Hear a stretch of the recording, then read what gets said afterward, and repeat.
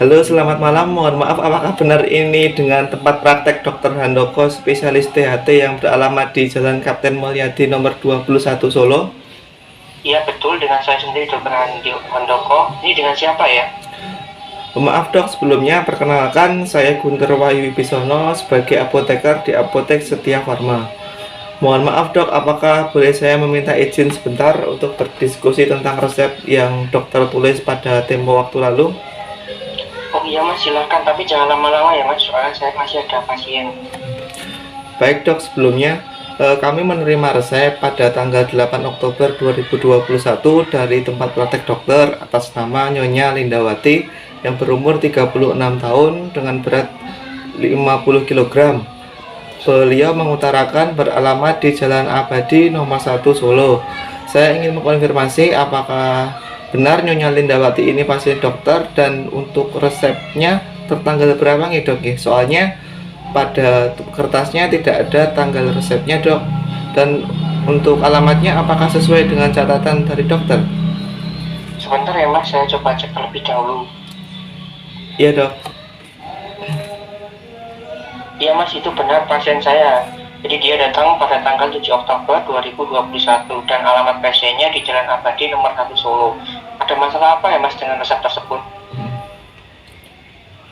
Baik dok, terima kasih. Begini dok, Nyonya Lindawati ini kondisinya sedang hamil muda ya dok. Apakah benar terdapat 3 resep yang diserahkan, yaitu resep pertama merupakan resep racian yang berisi Epexol 1 tablet, Mucohexin 6 mg, Setrinnya sepertiga tablet, Lupretnya sepertiga tablet, kemudian dibuat kapsul dengan sekian takaran sejumlah 21 dengan aturan pakai 3 kali sehari, 1 kapsul, kemudian lanfik antibiotiknya sejumlah 10 dengan aturan pakai 2 kali sehari di pagi dan di sore hari, kemudian Yolosid sejumlah 7 kapsul dengan aturan pakai sore 1 diminum 30 menit sebelum makan ya mas ya. Ya dok nggih. Iya mas. Iya mas, Nyonya Lindawati memang sedang hamil muda baru di trimester pertama. Benar mas, memang semua obat sudah diserahkan. Maaf dok, untuk resep pertama pasien menerima obat dengan khasiat yang sama, yaitu mukolitik antara Epexol dan Mucohexin dok. Apakah tidak sebaiknya untuk menggunakan satu obat saja? Mengingat kondisi pasien sedang hamil muda, kira-kira menurut dokter gimana nggih? Oh iya mas, benar juga ya mas. Terima kasih sudah mengingatkan mas. Kemudian kalau menurut mas sendiri itu mukolitiknya baiknya menggunakan apa ya mas? Kalau menurut saya begini dok, kalau memakai mukolitik salah satu aja sudah cukup. Kalau menurut literatur yang saya baca berdasarkan Bionas, untuk Epexol masuk ke dalam kategori C untuk ibu hamil. Sedangkan untuk Mucohexin terdapat peringatan untuk ibu hamil. Selain itu, pasien memiliki gangguan lambung ya dok. Pemberian Epexol dan Mucohexin dapat merupakan terkontraindikasi dengan pasien dengan gangguan lambung dok. Rekomendasi dari saya untuk obat Mucohexinnya sebaiknya menggunakan obat yang relatif aman untuk ibu hamil, serta seperti contoh asetilsistein saja dok. Menurut Drug Information Handbook, asetilsistein termasuk obat dengan kategori B sehingga aman untuk ibu hamil, dan untuk dosis obatnya 1 tablet mengandung 200 mg asetilsistein dok. Bagaimana dok menurut jenengan dok? Oke mas, saya setuju saja. Mohon maaf dok, terkait resep 1 masih ada lagi yang ingin saya tanyakan. Untuk peresepan Setrin, kandungannya cetirizine yang merupakan antihistamin, dan Lupret dengan kandungan prednisolon yang merupakan kortikosteroid, apakah benar pasien ini menderita batuk karena infeksi bakteri atau alergi ya dok? Iya benar mas, jadi diagnosis pasien tersebut mengalami batuk yang disebabkan infeksi bakteri dan alergi. Mohon maaf dok, untuk batuk akibat infeksi bakteri dan alergi, apakah tidak sebaiknya untuk menggunakan salah satu obat saja dok? Alasannya apa ya mas, kalau hanya menggunakan salah satu obat saja? Jadi gini dok, karena batuk yang diderita pasien disebabkan karena infeksi bakteri dan alergi, dengan kondisi pasien yang sedang hamil muda, sebaiknya cukup menggunakan antihistamin seperti cetirizine saja dok. Untuk terapi batuknya, karena Di sini dokter juga sudah meresepkan antibiotik.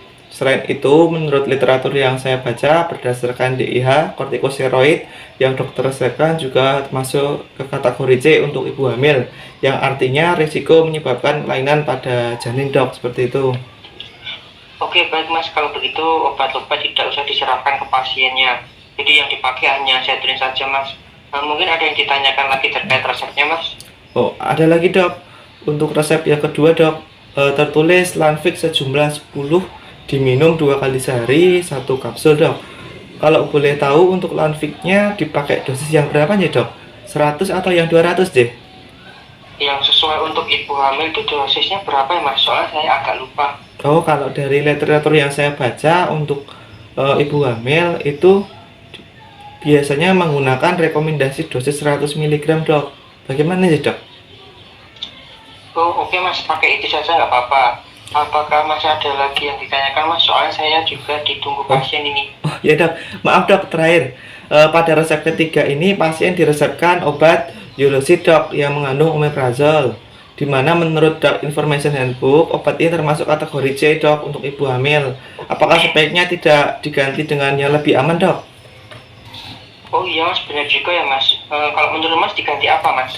Menurut saya dapat diganti dengan omeprazol, dok. Kebetulan untuk obatnya sama-sama golongan PPI. Akan tetapi obat tersebut masuk ke dalam kategori B. Jadi lebih aman bila dibandingkan dengan omeprazol, dok. Oh, oke Mas kalau gitu. Jadi pakai lansoprazol saja untuk aturan pakainya 1 kali sehari pada malam hari. Jadi diminum 30 menit sebelum makan. Oh, begitu, dok. Maaf, dok, saya izin untuk mengulangi persepan tadi ya, dok, ya. Iya Mas, Oke. silakan. Untuk resep pertama merupakan resep racian berisi asetilsistein 1 tablet dan setrin sepertiga tablet. Dibuat kapsul dengan sekian takaran berjumlah 21 kapsul, nanti diminum 3 kali sehari. 1 kapsul diminum setelah makan. Untuk yang resep kedua berisi Lanfix, dosis yang dipakai 100 mg sejumlah 10. Kemudian untuk aturan pakainya 2 kali sehari, 1 kapsul diminum setelah makan. Kemudian yang resep ketiga diganti dengan lansoprazol sejumlah 7, digunakan 1 kali sehari ketika sore, diminum 30 menit sebelum makan. Begitu ya, dok, ya? Iya Mas, sudah betul Mas. Terima kasih Mas sudah mengingatkan saya dalam resep ini.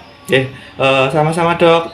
Terima kasih ya, dok, ya, sebelumnya, dok. Terima kasih, dok. Semoga sehat selalu. Iya Mas, terima kasih sama-sama.